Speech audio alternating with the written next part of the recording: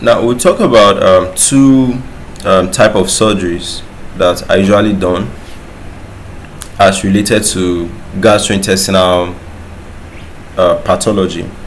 So this is what esophagectomy and endoscopic mucosectomy. Esophagectomy and endoscopic mucosectomy. All right.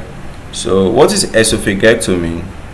Well, esophagectomy is a major surgical procedure to remove all or some parts of the esophagus, usually for what? An esophageal cancer that is threatening to spread.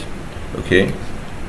While the endoscopic mucosal resection is just a minimal surgery, those ones they just do it to like scrape up the top parts if it is affected by probably polyps or maybe cancer that is just starting. Do you understand?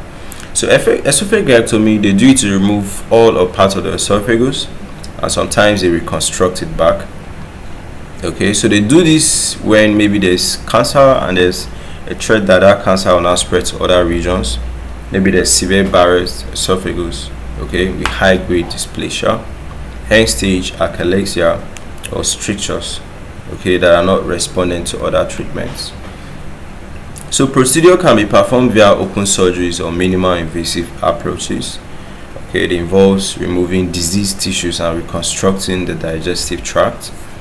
Then risks and complications is a major surgery with risks include infection, leakage at surgical sites, respiratory complications, and long recovery. Okay, that's just risks and complication. So usually recovery takes about 1 to 2 weeks. Then how about the endoscopic mucosal resection?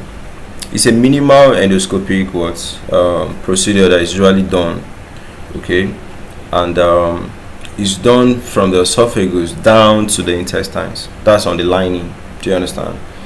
So it could be that it's cancer that is just starting, or any cancer at any region, precancerous lesions, then superficial gastric polyps. Do you understand? And all of that, those ones, they are just still superficial, they're not started invading. You understand? So procedure is performed with an endoscope equipped with camera and tools. So lesion is lifted, then resected. So you can have a risk of bleeding, perforation, stricture formations, and just so you know that there's actually fast recovery, okay, for this